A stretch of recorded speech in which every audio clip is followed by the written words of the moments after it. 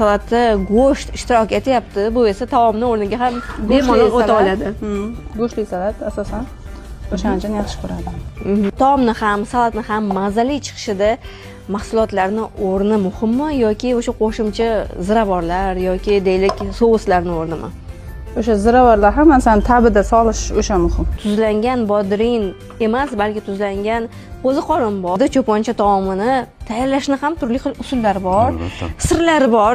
Ochig'ini ayting, hamma har xil tayyorlaydi, to'g'rimi? To'g'ri. Siz qanaqa tayyorlaysiz? Biz o'zimizga xos uslubda tayyorlaymiz-da. Kartoshkalarni bir me'yorda kesishda. Menimcha shunday bo'lsa kerak. To'g'ri.